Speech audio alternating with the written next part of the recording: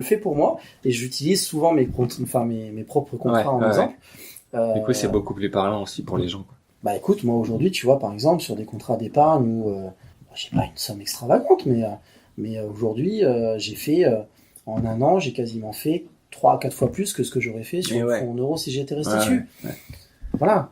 Mais voilà, il faut développer cet aspect humain. Je pense que la plus grosse problématique qu'on peut rencontrer, et ça je le disais en début d'entretien, souvent les gens quand ils se disent je vais aller voir un assureur, c'est la casquette, c'est l'image de l'assureur tiré à quatre épingles un peu. C'est l'image qui peut ressortir. Je dirais pas hautain, mais voilà, avec un décalage. C'est vrai que moi personnellement j'essaye toujours de casser ce décalage et on se rend compte, et encore une fois on a de la chance d'être en Calédonie pour ça, parce que très facilement les gens s'ouvrent, ils parlent, ils se confient, et on se rend compte que c'est avec ces gens-là qu'on noue les meilleures relations. Parce que justement on travaille dans l'ouverture, dans l'échange, on parle, on se voit souvent, on discute. Moi, très souvent, je dis à mes clients, je dis, mais c'est pas quelque chose qui marche à sens unique. Je veux dire, là, on met en place une opération, je vais vous demander aussi de faire quelque chose derrière. C'est-à-dire que je vais vous demander de vous investir dans l'opération et de surveiller de temps en temps, parce que votre vision des choses n'est pas forcément celle que j'ai moi. Et à un moment où vous serez en attente de quelque chose, moi, je le percevrai peut-être pas de la même manière. Donc, c'est important, encore une fois, qu'il y ait cet échange, cette communication, parce que alors des fois on a des gens qui me disent non ça j'y connais rien, je te fais confiance, je t'occupe de tout. Et comme on dit, vous savez, moi j'avais une phrase qui m'était restée, que mon père m'avait dit, c'était la confiance n'exclut pas le contrôle. Effectivement. Donc il faut toujours s'investir dans la chose, même si on fait confiance aux gens, même si je pense qu'à un moment donné, si les gens viennent voir des conseillers en assurance, c'est parce qu'ils veulent justement être pris en main, d'avoir quelqu'un qui va faire le travail pour eux, c'est évident. Mais en même temps, ça n'empêche pas qu'ils peuvent s'y intéresser. Tout à fait, Et à leur degré ou à leur envie, mais voilà, d'avoir un minimum d'implication dans l'opération, parce que à un moment donné, ils verront peut-être une chose que moi je ne verrai pas, et vice versa. C'est-à-dire que moi, à un moment donné, je vais voir quelque chose que eux n'auront pas vu. Et l'idée, voilà, dans tout ça, c'est qu'il y ait cette communication permanente, et que à tout moment, d'un côté comme de l'autre, il puisse y avoir cette tiens, je vais appeler Guillaume parce que tiens, ça me paraît bizarre, ça je comprends pas. Poum. Ou moi de mon côté, tiens, j'ai un bon truc, là, j'ai une belle opération, tiens, je vais l'appeler parce que du coup ça peut me plaire. Du coup, ça devient comme une synergie finalement dans la gestion du patrimoine. Encore une fois, tout ce qu'on parle depuis le début là, ça peut pas fonctionner sur du long terme s'il n'y a pas cette synergie, cet engagement en fait et cette volonté. C'est une relation, on noue une réelle relation. Moi j'ai beaucoup de clients qui avec le temps sont devenus, pour certains des amis, pour d'autres des gens que je côtoie au quotidien et avec qui je m'entends extrêmement bien. Mais parce que voilà, on rentre dans la vie des gens, on est, on devient partie prenante de leur vie, on les accompagne. Ça c'est un côté, tu vois, que nous en tant que client entre guillemets, on n'a pas forcément conscience, et c'est vraiment bien la façon dont tu le décris, et je pense l'importance aussi que ça a sur le long terme dans la gestion. Moi, je aussi bien aussi à long terme comme ça, et aussi autrement que comme ça. Bien préciser, tu vois, des auditeurs, certains peut-être n'ont pas d'assurance vie, n'ont jamais investi dans l'immobilier, mais il y a des professionnels, ce podcast va à la rencontre des professionnels qui touchent au monde de l'immobilier. Et bon, on dépasse un peu, on déborde un peu parce que c'est intéressant, tout ce qui est placement, patrimoine. On peut pas faire autrement que déborder si on déborde c'est ça qui est intéressant. Comme tu dis, la diversification, c'est vraiment important. Enfin, moi aussi, ça m'intéresse parce que il y a plein d'opportunités. Rappelle-toi, quand je t'ai vu la première fois, je t'ai dit, t'as fait que de l'immobilier, attention. Voilà. Je t'en ai parlé. J'ai voulu te sensibiliser à ça quand je t'ai vu. Mais j'étais en phase de, tu vois, je m'intéresse un peu à tout, quoi. Je commence à tout azimut. Bien sûr, en m'informant, et effectivement, c'est vraiment ça qui est intéressant. Tu donnes l'information, et finalement, tu participes à former les gens, à être maître un peu de, mieux comprendre tous ces mécanismes. C'est ça. De la gestion de patrimoine, de la fiscalité, de la transmission. Si je devais donner un conseil à toute personne, que ce soit, c'est faut pas hésiter à se renseigner. Très souvent, les gens ont peur de passer cette étape-là, de faire le premier pas, d'aller vers et l'une des questions que tu m'avais posées en préparation de cet entretien, c'était qu'est-ce qu'on pourrait dire aux gens, qu'est-ce qu'ils pourraient faire, quels conseils on pourrait leur donner. Ouais, c'était l'une des questions. C'est simple, c'est déjà renseignez-vous. N'ayez pas peur de vous renseigner, d'aller voir des professionnels. Parce que ce sont ces gens-là qui vont vous permettre de voir les choses d'une manière beaucoup plus simple. Parce que souvent on a peur des choses qu'on connaît pas, hein, comme tout, hein, on a peur d'aller vers des choses qu'on maîtrise pas. Et du coup, en tout cas pour moi, j'essaye toujours de mettre à niveau les choses. C'est-à-dire que je reviens sur l'idée de l'assureur. L'assureur, il a une mauvaise image. Moi, je me considère pas comme un assureur. Moi, je suis un courtier, déjà, je suis pas un assureur. Donc je suis là pour mes clients, je suis pas là pour travailler pour une compagnie, je suis là pour mes clients. Mon objectif, c'est d'aider mes clients. Et au-delà de ça, je pars du principe que la base de mon métier, c'est pas de vendre des produits, même si ça reste une finalité. C'est comme ça que je gagne ma vie, il faut le faire. Mais la base de mon métier, c'est d'aider les gens, c'est de leur amener du conseil, c'est de les aider à monter des projets, c'est de les orienter vers des professionnels. Demain, moi, quelqu'un qui vient me dire comment est-ce que je dois monter une SCI, j'ai certaines compétences, mais je suis pas spécialiste. Donc, je vais l'orienter vers un spécialiste qui va être en mesure de l'aider dans sa démarche. Et tout ça, c'est complémentaire. Moi, aujourd'hui, je travaille avec des professionnels et on se complète. Voilà, j'ai des professionnels bancaires qui ont besoin d'un intervenant pour une délégation d'assurance pour un prêt immobilier, par exemple. Ils font appel à moi pour aider leurs clients.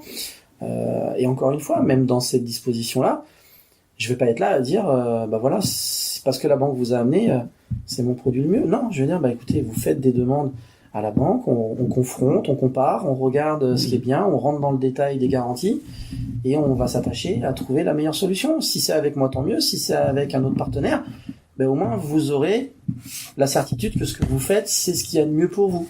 Il y a rien de pire, je pense, et là, je pense pas que tu vas me contredire, ni nos auditeurs, mais c'est quand on nous dit fais ça, on a toujours cette petite voix qui nous dit mais est-ce que j'aurais pas pu trouver mieux ailleurs, ou est-ce que j'ai pas mieux ailleurs?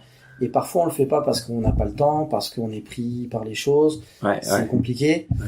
Alors que je presse pour ma paroisse bien évidemment, mais quand tu viens voir un courtier, je te dis le but du courtier, enfin en tout cas moi mon but quand je vois mes clients, c'est vraiment de leur apporter de faire un état des lieux le plus précis possible.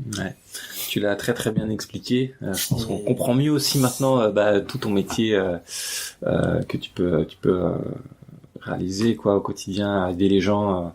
Donc c'est vraiment merci pour tous ces explications, ces conseils. C'est super. Je te propose juste de poser les petites questions que je pose à tous les invités du podcast. Je sais pas si tu as le temps d'y réfléchir, mais je voulais te demander si tu avais une référence à nous partager. Ça peut être un livre, un site internet, un auteur qui t'a inspiré. Alors toi, t'es arrivé un peu par hasard dans ce domaine. Par ma façon dont je suis arrivé au métier, c'est que en fait j'ai appris sur le tard et j'ai appris aux côtés de mon directeur commercial qui m'apporte au quotidien. Il t'a formé un peu. En fait, si tu veux, on est dans un métier comme un mentor, où on en comme un apprend tous les jours. On en apprend tous les jours. Effectivement. On est dans un domaine où on apprend tous les jours. Parce qu'encore une fois, chaque demande est spécifique et moi, pas plus tard qu'il y a quelques semaines, on m'a posé une question d'ordre fiscal et sur des donations. J'ai pas été capable de répondre parce que je n'avais jamais été confronté à la demande. À la situation. Et c'est grâce à cette question, j'ai dit écoutez, je vais me renseigner, je vais voir comment on peut faire. J'avais déjà certaines idées mais j'étais pas capable de répondre en précision. Donc je me suis renseigné, on a interrogé les services fiscaux, on est allé à la pêche aux informations et puis au final aujourd'hui, je suis encore plus compétent parce que j'ai appris quelque chose. Et dans notre domaine, on est dans un domaine qui bouge parce qu'on est lié à des réglementations, on est lié à des lois. Ça change souvent. Les lois changent tout le temps, les réglementations évoluent. Et c'est ce qui fait la richesse de notre métier, c'est-à-dire qu'on est en constante évolution. Et donc c'est très enrichissant pour nous, Et c'est nécessaire pour nos clients. Parce que nos clients attendent de nous que l'on soit capable de les aider, de leur amener de nouvelles idées. Quand on fait de l'optimisation fiscale, on travaille avec les comptables, on travaille avec les chefs d'entreprise, on travaille avec... et on est là justement pour amener des solutions, pour être créatif. Et d'ailleurs, cette créativité, c'est un mot que j'aime beaucoup. La créativité, finalement, c'est une capacité d'adaptation, trouver des solutions, des nouvelles solutions, créer en fait, pour avancer. C'est trouver. Je te dis encore une fois, c'est pour ça que cette analyse de départ est très importante, parce que c'est ce qui va nous permettre d'être créatifs, justement. C'est-à-dire qu'en fonction de ce qu'on va avoir sur le papier, une fois qu'on va avoir le schéma, c'est ce schéma-là qui va nous permettre de dire, bon voilà, comment je vais faire, qu'est-ce que je vais pouvoir trouver. Et on dit souvent que la créativité, c'est l'un des critères qui est commun aux gens qui réussissent dans leur vie, et des études comme ça qui ont été faites où c'est pas forcément l'intelligence comme on peut le croire au niveau d'études, c'est la capacité à être créatif, quoi, à s'organiser, à s'adapter pour détecter les opportunités. De manière générale, tu vois, je pense pour un investisseur ou un entrepreneur qui peut venir te voir. Je pense alors là, c'est une analyse personnelle, plus personnelle, mais je pense que ce qui définit une personne qui réussit, ou en tout cas qui se donne les moyens de réussir, parce que parfois ça prend du temps, ça se fait pas du jour au lendemain, malheureusement. Je pense que c'est surtout la capacité, c'est d'être capable de se remettre en question régulièrement. C'est-à-dire d'avoir cette capacité de s'auto-analyser et de dire, alors qu'est-ce que j'ai bien fait, qu'est-ce que j'ai mal fait, qu'est-ce que je peux faire pour m'améliorer, qu'est-ce que j'aurais pu faire pour que ça se passe mieux.